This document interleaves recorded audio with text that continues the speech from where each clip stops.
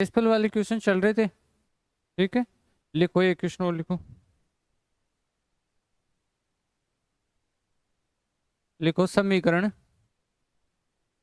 5x² minus का ax plus का 11 बराबर 0 तथा bx² प्लस का 7x माइनस का 3 बराबर 0 का का एक गुणनखंड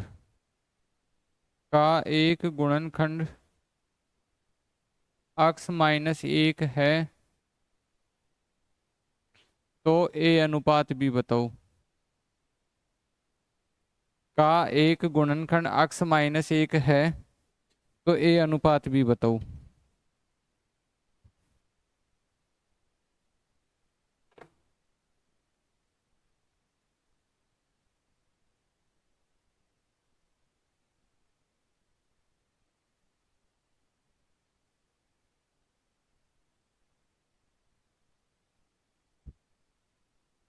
हाँ, पहली इक्वेशन तो क्या बताया था आपको? 5x² माइनस का ax प्लस 11 बराबर 0। दूसरी क्या बताया? bx² प्लस 7x माइनस 3 बराबर 0। और x माइनस 1 इसका क्या है? एक फैक्टर है। देखो, फैक्टर होने का मतलब गुणनखंड है, और गुणनखंड होने का मतलब इसका इसमें भाग देख तो बराबर में 0 आ जाएगा। तो हम सबसे पहले लिखते हैं x बराबर 1, क्योंकि x माइनस 1 बराबर 0 होगा तो x बराबर 1। x बराबर 1 रखने पर ये समीकरण क्या बन जाएगा वो बताओ। 5 माइनस का a प्लस का 11 बराबर 0, यही बनेगा। तो a का मान कितना आ जाएगा? 16। ये आएगा a का मान 16। और यहां से जब हम वापस x बराबर 1 रखेंगे तो b प्लस 7 माइनस 3 बराबर 0। तो b बराबर कितना आ जाएगा? माइनस का 4। अब इसने a अनुपात b पूछा है, तो a अनुपात b यानी a बटा b। a बटा b बराबर 16/4 माइनस का, यानी माइनस का 4/1, यानी माइनस का 4 आंसर आ जाएगा। ठीक है, ये आया था आपके? नहीं आया था तो ऐसे करना चाहिए अपने को। उतार लो, उतार लो, नहीं किए वो तो।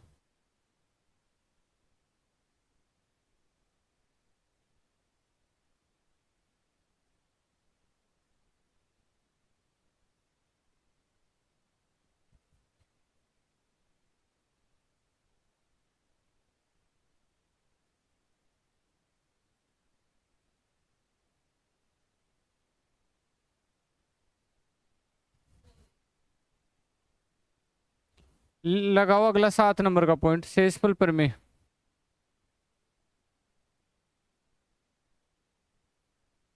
शेषफल प्रमेय लिखो, यदि n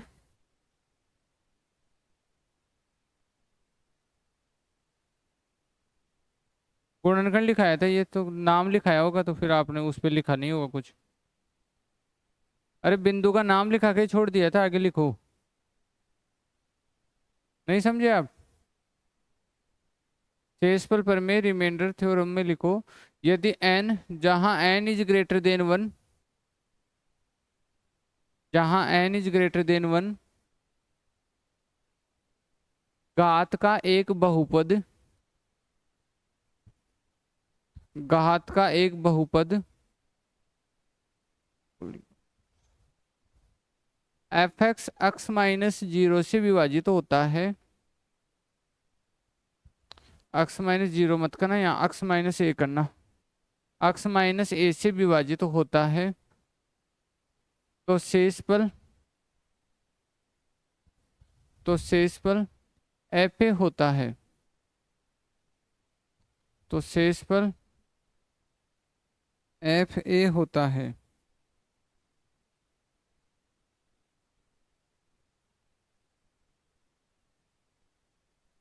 तो शेषफल एफ ए होता है। ठीक है, देखो 50 में मुझे 5 का भाग देना हो, ठीक है, शेषफल क्या आएगा, 0 शेष। 10 बार तो जाएगा लेकिन शेषफल क्या आएगा, 0। क्यों आएगा 0 शेषफल, क्योंकि 5 50 का क्या है, फैक्टर है। 5 50 का क्या है, फैक्टर है। लेकिन अगर मैं 50वां भाग आपको 3 का दिलवाऊं और फिर मैं ये बोलूं कि भाई बताओ अब कितना शेषफल बचेगा, तो आप बोलोगे सर 2 शेष बचेगा। क्यों बचेगा 2 शेष, क्योंकि 3 अब की बार 50 का क्या है, फैक्टर नहीं है। तो इससे पहले वाले जो पद था एफ एक्स, उसका तो अक्स माइनस ए क्या था, एक फैक्टर था गुणनखंड में।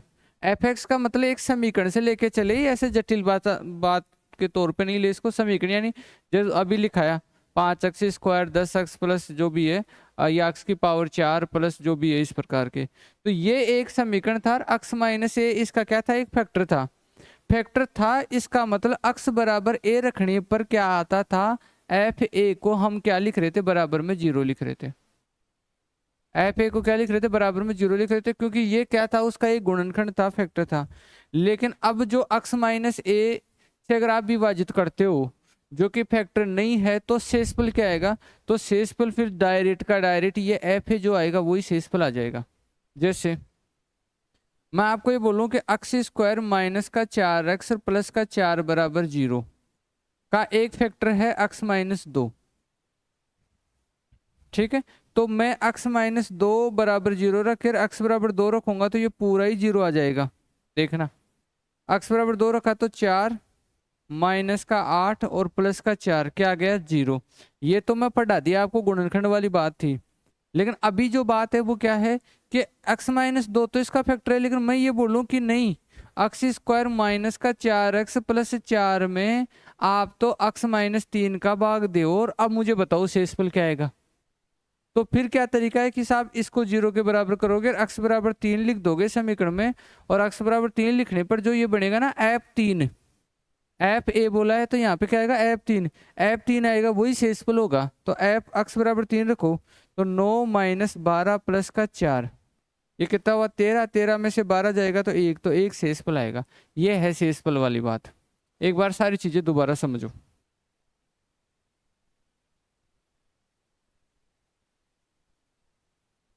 मैं अगर आपको ये कहता हूं कि 60 में 3 का भाग दो, शेषफल क्या आएगा, 0। क्यों, क्योंकि 3 है ना, 60 का एक फैक्टर है, एक गुणनखंड है।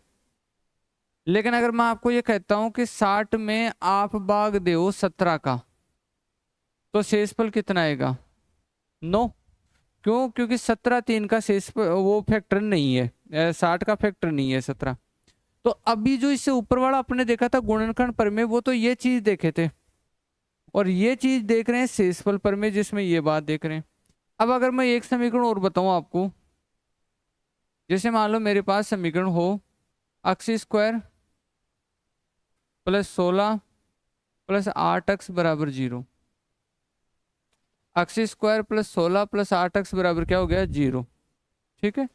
और अगर मैं बोलूं कि अक्स प्लस 4 इसका एक फैक्टर है,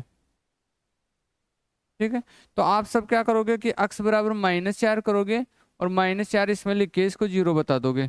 जैसे ये कितना आ जाएगा, 16 प्लस 16 माइनस का 32 बराबर 0, तो ये कट गया तो वापस से रोका गया। अब आप बोलोगे सर जब ये फैक्टर है और बराबर में 0 आएगा तो आप हमें लिख लिख के 0 क्यों करवा रहे हो। मैं इसलिए करवा रहा हूँ क्योंकि यहाँ पे ABC डाल देगा अगला कुछ ना कुछ, और उनमें से किसी का मान निकालना पड़ेगा, और ये कह देगा कि ये फैक्टर है। तो आप कैसे निकालोगे मान, आप इसका यहाँ रखोगे मान और 0 के बराबर कर दोगे, फिर ABC जो छुपा हुआ है वो सामने आ जाएगा। ये तो पिछली बात थी जो हम पढ़ चुके हैं। आज क्या बात हो रही है, उसकी बात क्या है कि ये पता नहीं फैक्टर है कि या नहीं, अगला बोला ही नहीं। अगला तो सीधा बोल रहा है कि अगर इसमें x प्लस 5 का भाग दूं तो बताओ शेष क्या बचेगा।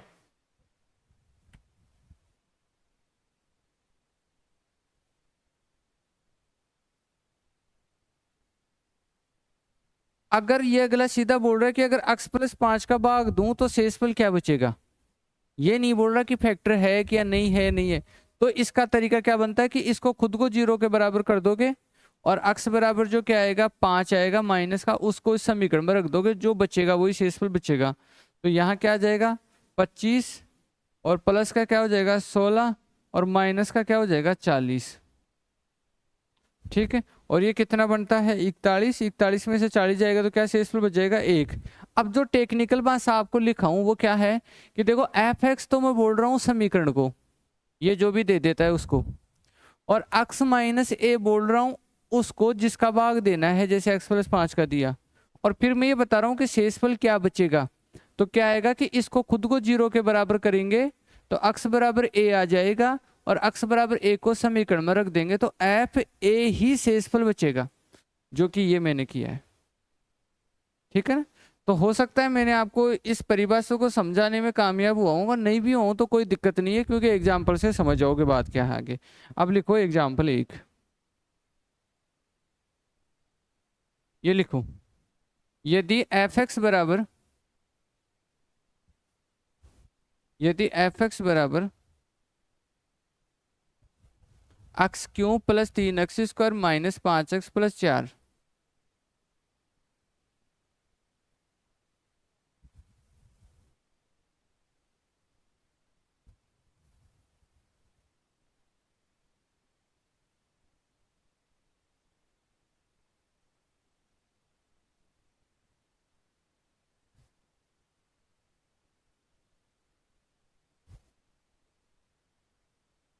से विभाजित करे,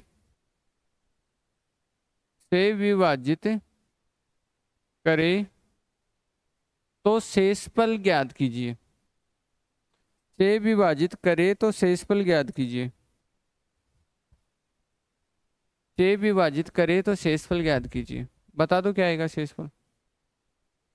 हाँ वो तरीका जो बताया ना अभी, उसी तरीके से। सबसे पहले एफ एक्स देखो, एफ एक्स क्या दे रखा है x cube plus 3x² minus का 5x प्लस का 4, ये एफ एक्स दे दिया। भाग किसका देना है x माइनस का 1 का, जिसका भाग देना उसको 0 के बराबर, x बराबर क्या रखोगे 1। अब एफ 1 का मान ही आपका आंसर है। ठीक है, एफ 1 का मतलब जहां x x है वहां वहां एक एक लिख देना है, जहां भी x दिखाई दे रहा है वहां एक लिख देना है। तो 1 की पावर 3 प्लस 3, 1 का स्क्वायर माइनस का 5, 1 और प्लस का 4। तो 1 प्लस 3 माइनस का 5 और प्लस का 4, ये कितना हुआ 7 और 1 8, 8 में से 5 गया तो कितना बच गया 3।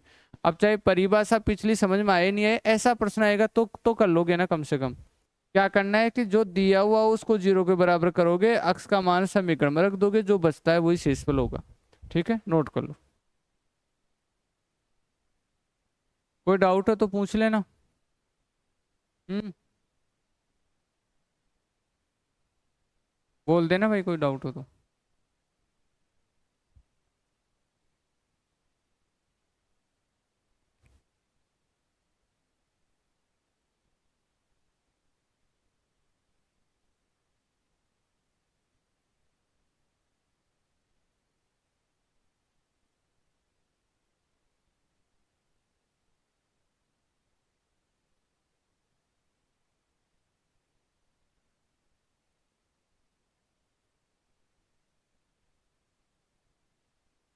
कॉपी में बात वही नोट होनी चाहिए जो दिमाग में समझ में आ जाए, इसलिए बोल के पूछ लोगे, शर्माने की कोई बात नहीं किसी भी बिंदु पे।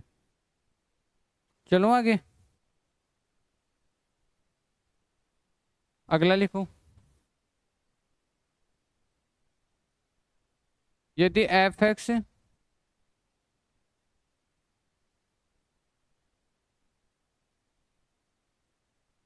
यदि एफ एक्स 3x प्लस 5 से विभाज्य है,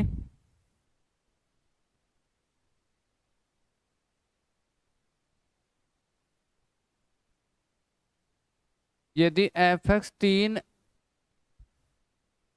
प्लस 5 से विभाज्य है तो शेषफल क्या होगा।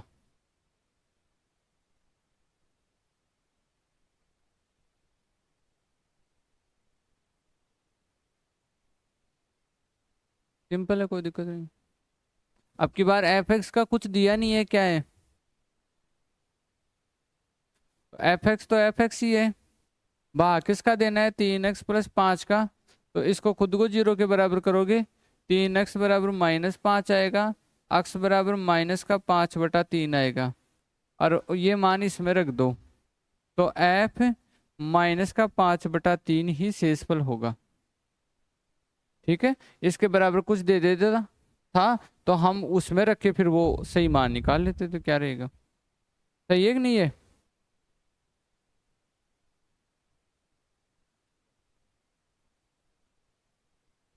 अरे ये बहुत छोटी बात है, फिर भी डाउट है तो बोल दीजिएगा।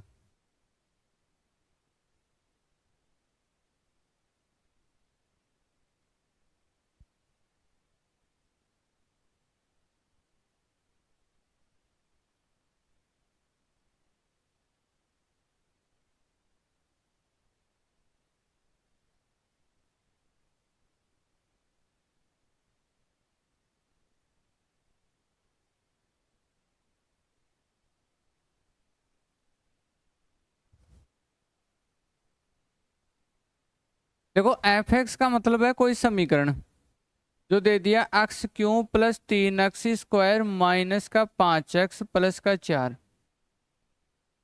ठीक है, और ये कह रहा है कि इसमें x-a का भाग दोगे तो क्या शेषफल बचेगा। ये वैसी ही बातें हैं बस एलजेब्रिक रूप में। जैसे मैं आपसे ये पूछ लूं कि भाई मैं 15 में अगर 7 का भाग दूंगा तो क्या शेषफल बचेगा, तो 2 बार चला जाएगा, एक शेषफल बच जाएगा। ऐसी बात यह है।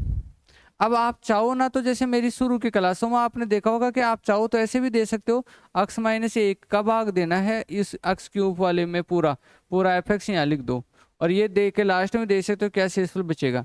लेकिन वो तो बड़ी प्रोसेस थी, पहले ही पहले दिन की क्लास में ये बात बताया था कि ऐसे दे के भी दे सकते हो क्या शेषफल बचेगा। अब हम ऐसे नहीं देख रहे हैं, मैंने आपको तरीका क्या बताया वो सुनना, इतना हार्ड है ही नहीं ये। कि इसका भाग देना है ना, जिसका भी भाग देना है उसको खुद को 0 के बराबर करो, कर दिए पहला काम।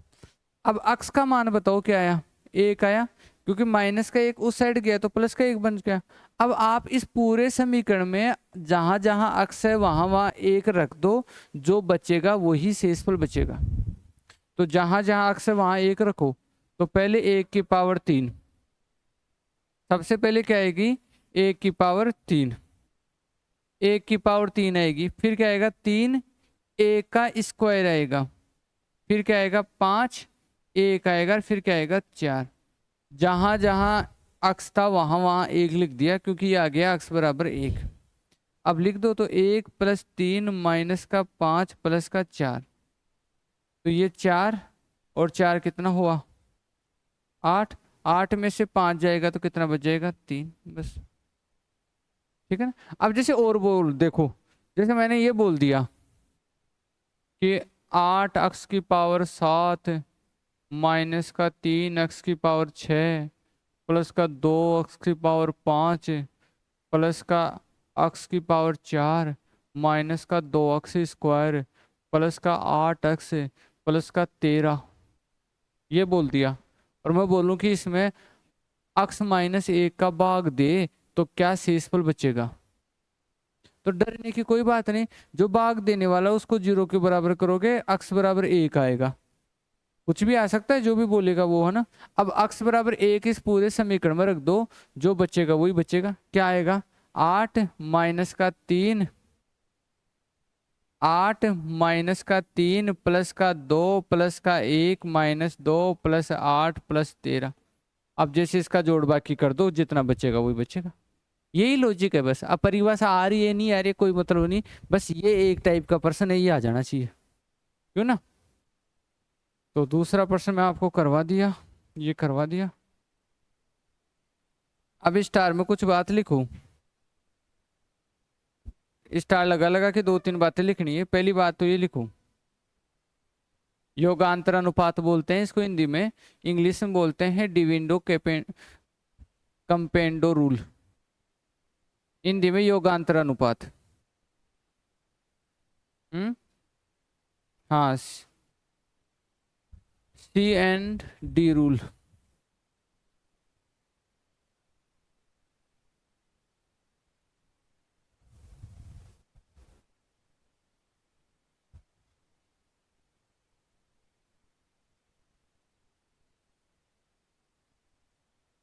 लिख लिया नाम, नाम लिख लिया क्या?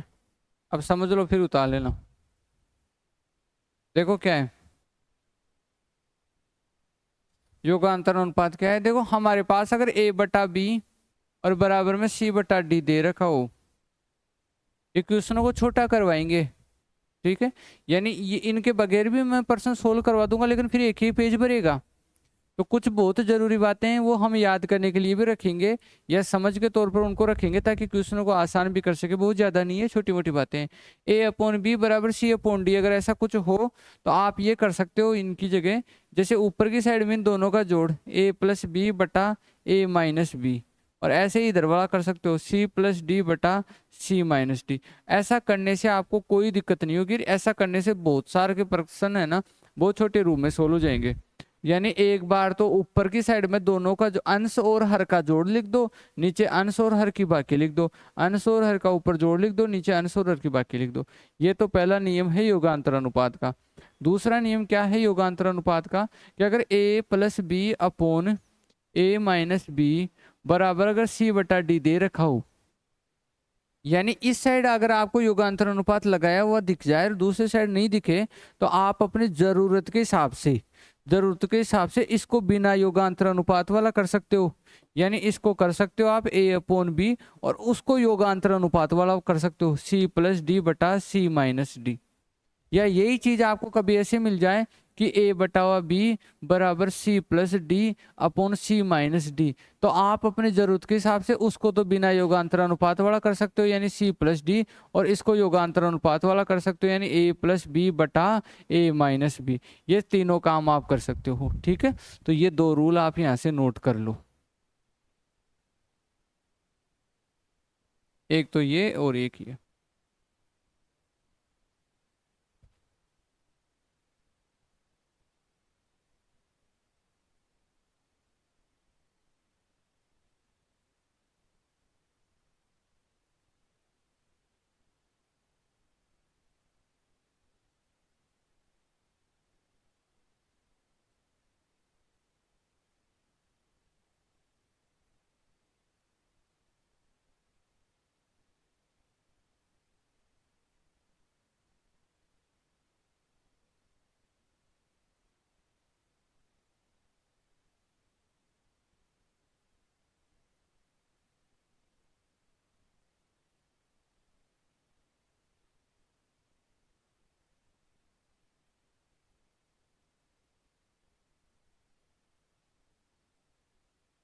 लिख लिए?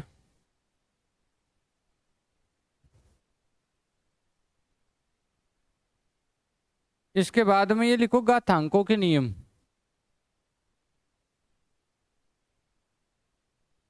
स्टार में लिखना है ये भी।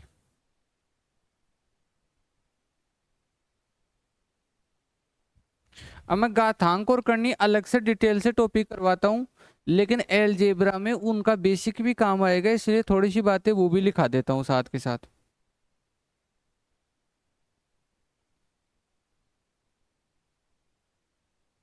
कि मान लो किसी ने अलग से टॉपिक पढ़ा ही नहीं और डायरेक्ट अलजेब्रा ही पढ़ रहा हो, वैसे तो बेसिक टॉपिक पढ़ा होना चाहिए सबका, लेकिन अगर वो डायरेक्ट अलजेब्रा ही पढ़ रहा है तो घातांक के और करनी के कुछ नियम काम आते हैं यहाँ पे। कुछ क्या, लगभग लगभग सारे ही आते हैं। क्या नियम है घातांक के? पहला रूल तो ये है कि अगर a की पावर x, a की पावर x, a की पावर y और a की पावर z हो, ऐसे 2 पर भी हो, 5 पे भी हो, 10 पे भी हो, अगर आधार समान हो तो घाते जुड़ जाएगी, लेकिन संख्या एक गुणा में होना चाहिए। ऐसे याद मत कर लेना, बीच में अगर जोड़ का चिन्ह आएगा, बाकी का चिन्ह आएगा या भाग का चिन्ह आएगा तो ये काम नहीं होगा। फिर भी आधार समान ही रहेगा, लेकिन संख्या एक गुणा में हो तभी जुड़ती है। तो आधार समान हो तो संख्या ए की घाते क्या होगी, जुड़ जाएगी, तो x plus Y plus Z हो जाएगा। ठीक है, लिखना नहीं है, आपको अप्लाई करना सिखाता हूँ। जैसे 2 की पावर 5 हो, 2 की पावर 7 हो और 2 की पावर माइनस का 8 हो, तो आधार समान है बिल्कुल। संख्या मल्टीप्लाई में है बिल्कुल। अब घातों को जोड़ दो, तो 5 प्लस 7 माइनस का 8, तो 12 में से 8 गया तो 4, तो 2 की पावर 4, 2 की पावर 4 कितना होता है 16। ये इसका बेसिक एप्लीकेशन बता दिया भाई, ऐसे काम में लेते हैं। ये अपन अर्थमेटिक में काम में लेते हैं ये चीज़ें, ठीक है, लेकिन ये रूल यहाँ पे भी काम में लेंगे इसलिए बता दिया। रूल नंबर 2 क्या है कि अगर कोई भी डिजिट हो उसकी पावर अगर 0 बन जाती है तो उसका मान क्या होता है, 1 होता है। और किसी की पावर अगर आपको दिखाई नहीं दे रही हो तो इसका मतलब होता है उसकी पावर 1 होना। क्या रूल नंबर 2 क्या बताया कि किसी की भी घात अगर 0 हो तो उसका मान क्या आएगा, 1। और किसी की घात दिखाई नहीं दे रही हो तो उसका मान क्या होगा, 1 होगा। ठीक है, 0 हो तो पूरी का वैल्यू ही 1 हो जाएगा, और घात दिखाई नहीं दे तो घात 1 होगी, संख्या 1 नहीं हो जाएगी। ठीक है, जैसे मान लो मैंने सोल्व किया 2 की पावर 4 और क्रॉस में था 2 की पावर -4, तो मैं लिखा 2 की पावर 4 -4, तो 2 की पावर 0। अब 2 की पावर 0 का मान 1 होता है, ठीक है ना। और मैं ऐसे बोला कि 5 की पावर 7 गुणा 5, इनको जोड़ के बताओ। तो अब आधार समान है तो घाते जोड़ोगे तो इसकी घात तो दिखाई नहीं दे रही, क्या है, 1 है, तो अब लिखोगे 5 की पावर 8, ऐसी बात है ये। ठीक है, 3 नंबर का जो रूल है वो ये है कि अगर आपके पास घात का चिन्ह माइनस में है तो बटावा के नीचे जाते वो चिन्ह प्लस का हो जाएगा, या फिर पहले से प्लस का है तो बटावा के नीचे जाते वो माइनस का हो जाएगा, या नीचे माइनस का है तो ऊपर आते ही प्लस का हो जाएगा। ये बात है, घात का चिन्ह प्लस का हो जाएगा। और अगर रूल नंबर 4 की बात करूं, और अगर दोनों पर ही माइनस का चिन्ह है, जैसे ए बटा बी पे एक साथ ही माइनस का चिन्ह है, तो इन दोनों को पलटोगे ना तो चिन्ह प्लस का हो जाएगा, तो बी बटावा ए लिखते ही चिन्ह किसका हो जाएगा, प्लस का हो जाएगा। तो एक ये रूल काम आता है। एक रूल नंबर 5 अगर हम लेना चाहिए तो वो ये भी ले सकते हैं, रूल नंबर 5 ये ले सकते हैं कि अगर ए और बी गुणा में हो और एक साथ घात लगाई हुई हो, ए और बी गुणा में हो और एक साथ घात लगाई हो, तो हम अलग अलग घात दे देंगे, ए की पावर n गुणा बी की पावर n, ऐसे अलग अलग घात दे देंगे। ठीक है, तो ये 5 रूल है जो घातांक से रिलेटेड हमारे यहाँ बहुत ज्यादा काम आएंगे, तो ये आप नोट कर लो।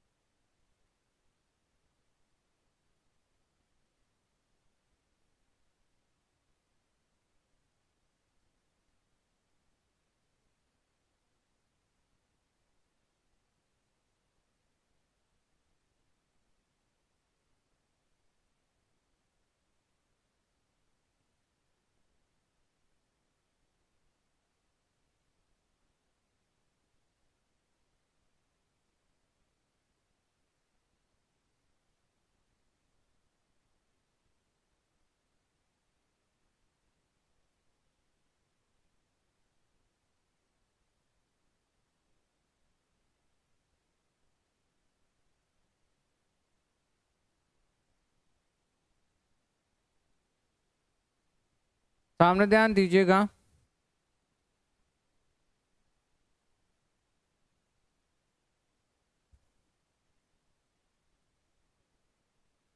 यहाँ पे आप 5/3 की बजाय 3/5 कर लोगे तो पावर का चिन्ह प्लस का हो जाएगा। ठीक है, और एक रूल नंबर 6 अभी अपन लिख भी लेते हैं, वो ये कहता है कि अगर a बटा बी की होल पावर n लगी हुई हो ना तो वो अलग अलग पावर हो जाएगी, जैसे a की पावर n बटा b की पावर n, चाहे वो घात कैसी हो।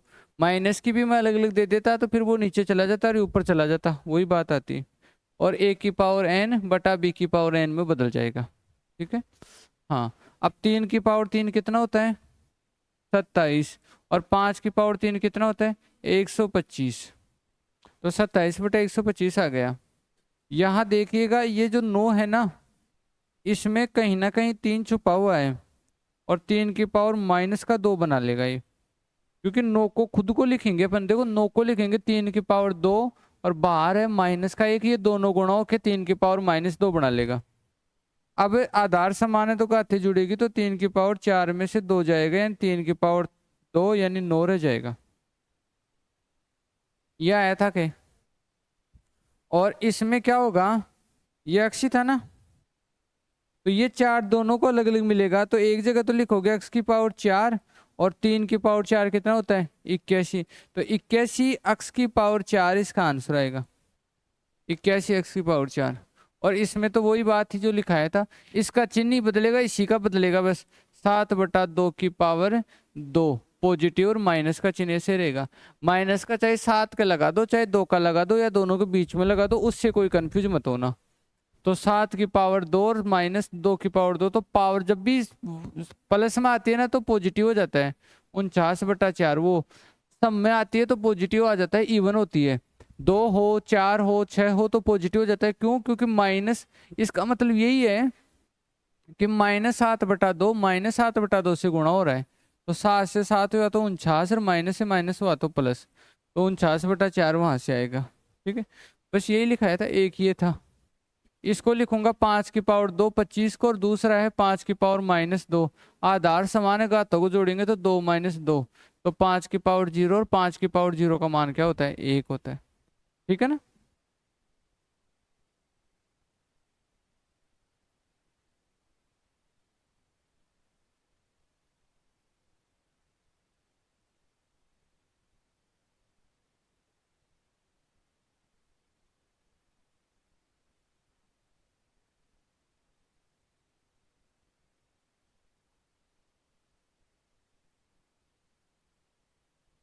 चलो ठीक है, आगे लिखो करणी के नियम।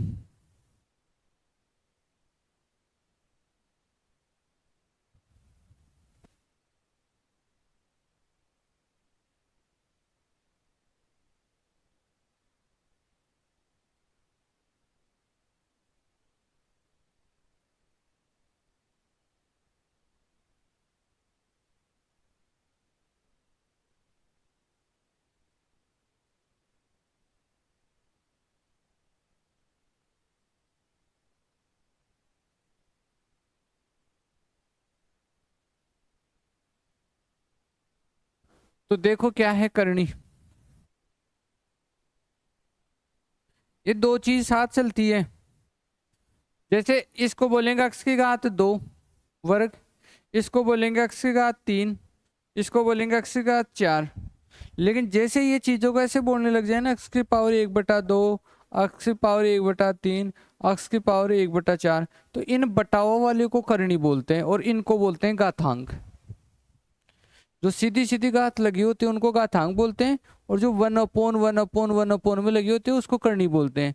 अब इंटरेस्टिंग पॉइंट ये आता है कि ये जो 1/ में लगी होती है ना, इन्हीं को ऐसे लिखते हैं √x। या चाहो तो 2 लगा दो, या कोई दिक्कत नहीं है, ऐसे भी लिख सकते हो √x। इसी को ऐसे लिख सकते हैं 3√x, इसी को ऐसे लिखते हैं 4√x। तो ये दोनों एक ही बात हुई है।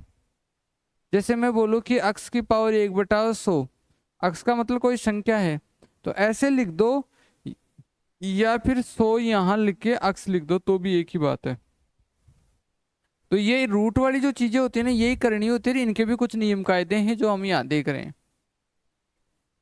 बाकी तो पूरा घातांक करने में समझने को मिलेगा बिल्कुल जीरो से। तो इसमें क्या होगा, पहला रूल कि अगर आपके पास कोई रूट वाली संख्या हो, n√x plus b n√x plus c n√x, कोई भी हो, कितनी भी पावर की हो, तो आप क्या करना, उसको कॉमन ले लेना और अंदर वाली को सबको जोड़ देना। तो n√x को तो ले लिया कॉमन, अंदर वाली को जोड़ देंगे, a प्लस बी प्लस सी। ये कर सकते हो। जैसे इसका एग्जाम्पल भी साथ लिखूं, मैं लिखूं कि 5 और 11√7, फिर लिखूं 3 और 11√7, फिर लिखूं -2 और 11√7। तो आप क्या करना, 11√7 को कॉमन ले लेना और अंदर 5 + 3 - 2 कर देना, तो 6 और 11√7 आपका आंसर हो जाएगा। क्योंकि 8 में से 2 गया तो 6 बचा, 11√7। तो ये पहला रूल तो ऐसे तो होता है, ऐसे काम में लेते हैं इसको। दूसरा रूल क्या है? दूसरा रूल वही है जो इसकी परिभाषा से आता है कि कभी भी n√x में हो तो इसको ऐसे लिख सकते हो, x की पावर 1/n। ठीक है, जैसे कि इसका एग्जाम्पल की बात करूं मैं, मेरे पास ऐसे हो 10√10, तो क्या लिखोगे? 10 की पावर 1/10। मेरे पास ऐसे हो 15√8, तो क्या लिखोगे?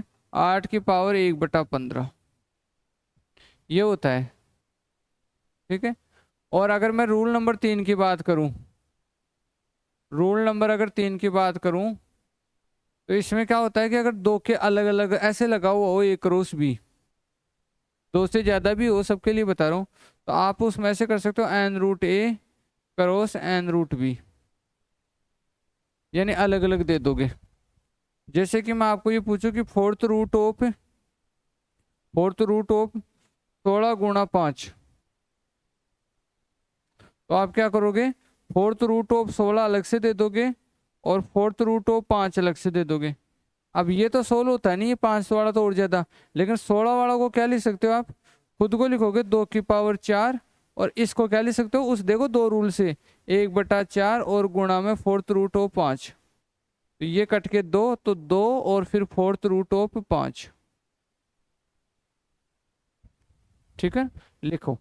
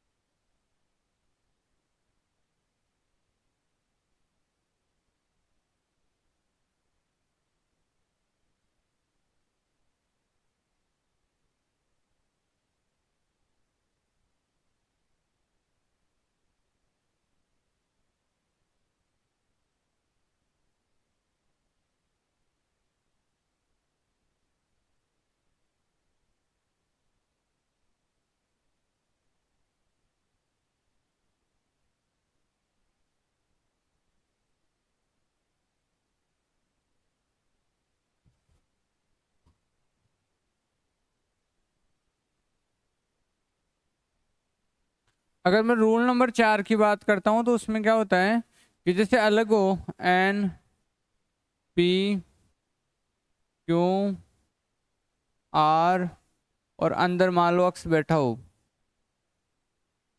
ठीक है, तो इसके एक साथ ही लगा देंगे x की पावर 1/, ये सब बटावा में आ जाएगा, n p q और r, और इसी को आप ऐसे लिख सकते हो root of n p q r x। ठीक है, इसी के अलावा रूल नंबर 5 अगर हम चाहे तो ऐसे लिख सकते हैं कि अगर हमारे पास बटाव में हो तो भी हम अलग अलग रूट निकाल लेते हैं, जैसे n√a और n√b, ऐसे अलग अलग निकाल सकते हैं। ठीक है, जैसे इस रूल का एग्जाम्पल आपको बताऊं तो मेरे पास ये हो कि 2 3 और अंदर मान लो 5 हो, तो हम लिखेंगे 5 की पावर 1/6, 1/2 1/3 उतारने में मजा हो, देख लो, 1/2 1/3, तो 5 की पावर 1/6, और फिर अपने इसको लिखेंगे 6√5 ऐसे। ठीक है, जो 1/6 वो 6 रूट में आ जाएगा। और इसको हम कैसे लिख सकते हैं, इसी का एग्जाम्पल, जैसे मान लो मेरे पास ये हो कि भाई 27/13 हो और मुझे क्यूब रूट निकालना हो। अब मुझे पता है कि 27 का क्यूब रूट 3 आता है, तो 13 का नहीं आता है, तो अब मैं एक साथ के चक्कर में ही 27 ही बैठा रहता है। तो रूल क्या कहता है कि आप अलग अलग दे दो, अलग अलग दे दो, यानी ऊपर वाले का भी क्या कर दो, क्यूब रूट 27 कर दो, और नीचे क्यूब रूट ऑफ 13 कर दो। तो क्यूब रूट ऑफ 13 तो ऐसे ही पड़ा रहेगा क्योंकि वो तो पूरा पूरा निकलता ही नहीं है, लेकिन 27 वाला कैसे निकलेगा? 27 खुद क्या है? 3 की पावर 3 है, और क्यूब रूट को हम 1/3 लिख सकते हैं पहला रूल के अकॉर्डिंग, कि यहाँ जो भी है ना उसको एक के बटाव में लिख सकते हैं। और फिर 3 से 3 कट के क्या आ जाता है 3, तो 3/, क्यूब रूट ऑफ 3। ये 3 से 3 कटता भी नहीं है, ये 3 अंदर क्यूब रूट वाला है, वो तब कटता है जब ये बाहर 3 होता है ऐसे। ठीक है, तो ये रूल थे घातांक करने के, जो पूरा डिटेल से तो घातांक करने टॉपिक में ही समझ में आएगा, लेकिन कम से कम अलजेब्रा में इतना आपको पता होना चाहिए ताकि कोई बात मैं समझाऊं तो ऐसे बिल्कुल अनजानी नहीं लगे। ठीक है, नोट करो।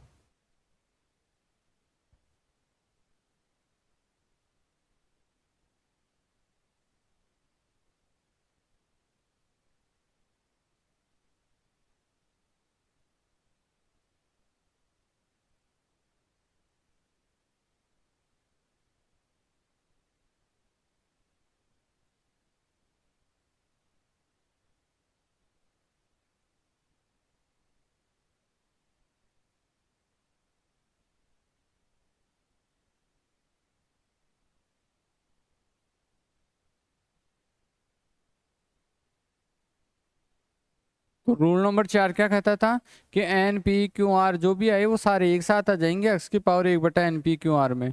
और रूल नंबर 5 क्या कहता है कि अगर अलग अलग करने की जरूरत हो तो अलग अलग भी हो जाएंगे, n√(a), n√(b), इस प्रकार से एक एक एग्जाम्पल बता दिया। अब देखो ये जो अलजेब्रा टॉपिक है,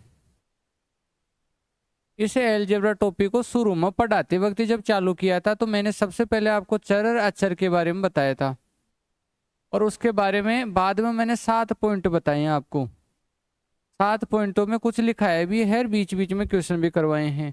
और उसके बाद में क्या हुआ, उसके बाद में मैंने आपको कंपेंडो डिविडेंडो रूल बताया, उसके अलावा घातांक के नियम, करनी के नियम बताया। ठीक है, ये चीजें बताएं, ये मैंने टॉपिक का फाउंडेशन तैयार किया है। अब हम क्या करेंगे, मैदान में कूदेंगे, और अब हम 40 क्वेश्चन के आसपास यहाँ पे एमसीक्यू देखेंगे।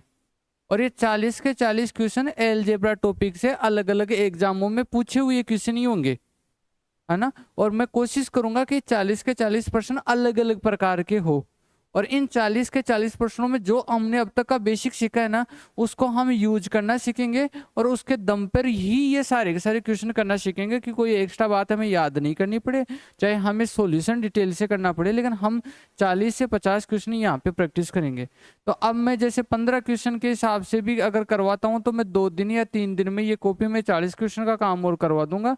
उसके बाद में फिर आप सीट वाली 150 प्रश्नों की मेरे से प्रॉब्लम पूछोगे, लेकिन इन क्वेश्चनों में जाने से पहले अब तक की आपकी द्वारा मेरी क्लास सारी देख लेनी चाहिए, और उसमें कोई बात याद करने की है तो वो याद कर लेनी चाहिए, और कोई बात समझने की है तो वो समझ लेनी चाहिए। हो सकता है कोई बात आपको 60, 70, 80% तक ही समझ में आए, लेकिन वो इतनी भी आ गई तो क्वेश्चन की सहायता से वो आपके क्लियर हो जाएगी। अब लेकिन आप जीरो पर ही बैठे हो तो फिर तो आप बहुत गलत दिशा में जा रहे हो। ठीक है, तो अब लिखो, लिखो ये आगे के लिए, previous year question asked in various competitive exam.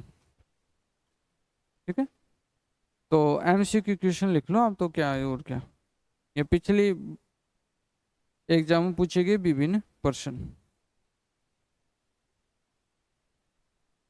ठीक है, अब यहाँ पे आप असली फंडा सीखोगे अलजेब्रा के क्वेश्चनों को सोल्व करने की। और लिखो इसमें एग्जाम्पल नंबर 1,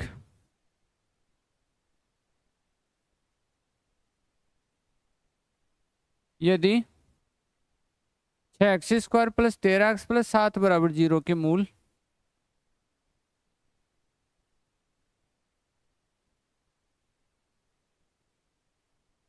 यदि 6x² + 13x + 7 = 0 के मूल अल्फा बीटा हो,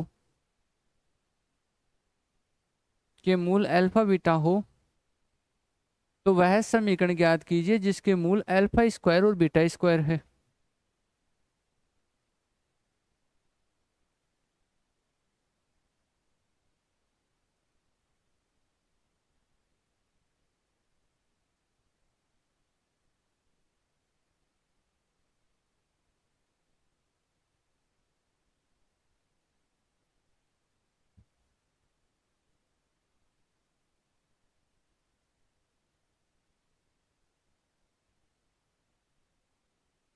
अभी आप ट्राई मत करो, एक बार ये मैं ही बता देता हूँ।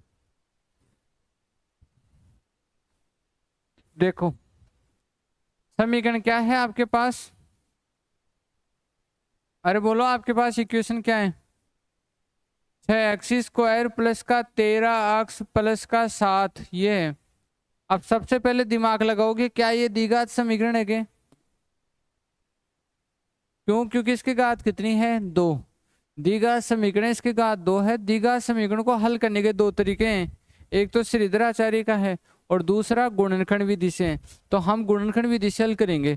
गुणनखंड विधि क्या कहते हैं? इन दोनों का मल्टीप्लाई हो जाए, इसके ऐसे टुकड़े करो।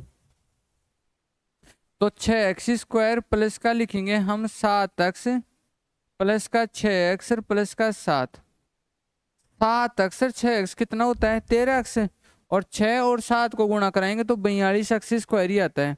इन दोनों में से आप अक्स कॉमन ले लो यहाँ से। तो अक्स कॉमन लिया तो 6x प्लस का 7, और वहां से आप एक कॉमन ले लो तो वहां पे 6x प्लस 7 ही रहा।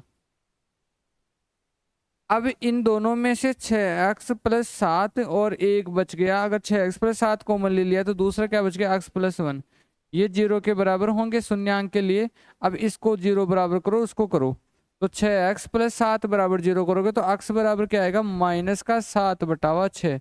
और दोबारा x बराबर क्या आएगा? माइनस का 1। एक मान अल्फा होता है, दूसरा मान क्या होता है? बीटा होता है। अब अल्फा बराबर माइनस का 7 बचा हुआ 6 है, बीटा बराबर माइनस का 1 है। इसको ऐसा समीकरण चाहिए जिसके मूल क्या हो? अल्फा स्क्वायर और बीटा स्क्वायर। तो ऐसे समीकरण का समीकरण कैसे लिखोगे आप बताओ? अक्स स्क्वायर माइनस मूलों का योग लिखते थे, तो इन दोनों का योग लिख दोगे। इक्वेशन बताया था ना एक, अक्स स्क्वायर माइनस मूलों का योग अक्स प्लस मूलों का गुणनफल बराबर 0, ये बताया था। तो इसका मूल क्या है? अल्फा स्क्वायर, और दूसरा मूल क्या है? Beta square. तो मूलों का गुणनफल अल्फा स्क्वायर बीटा स्क्वायर बराबर 0। अक्स स्क्वायर माइनस मूलों का योग अक्स प्लस मूलों का गुणनफल बराबर 0। अब ये मत कहना सर ये तो स्क्वायर वाले आगे। अरे जब शुरू से ही अल्फा की जगह अल्फा स्क्वायर बोला है, बीटा की जगह बीटा स्क्वायर बोला है, तो वही तो मैंने चेंज किया है। अब बता दो, अक्स स्क्वायर मूलों का योग बोलो जी, स्क्वायर करके। तो स्क्वायर करके बोलूंगा तो बताओ कितना आएगा? एक का तो एक ही आएगा, और एक का क्या आएगा? 49 बटावा 36। और अक्स आ ही गया, और यहाँ क्या आएगा? 49 बटावा 36 और गुणा में 1 आएगा। बेटा स्क्वायर 1 हो गया, उससे कोई फर्क नहीं पड़ा। एलसीएम 36 आ गया। अक्स स्क्वायर माइनस 36 एलसीएम ले लिया तो ये कितना आ गया? 85।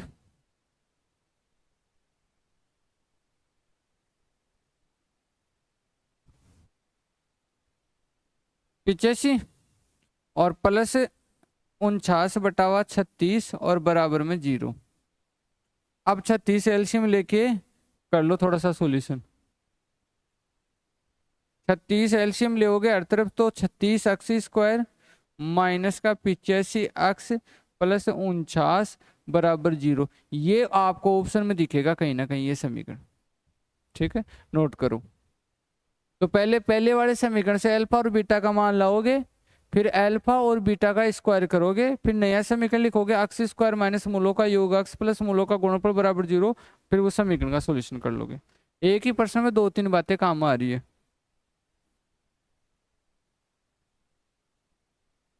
आपको आ जाए तो ठीक है, नहीं आए तो इसी प्रश्न को वापस किया करो। ऐसे 40-50 प्रश्नों मेरे साथ करोगे तो ऑटोमेटिक ही समझ बैठ जाएगा कि टॉपिक हमारे से चाहता क्या है।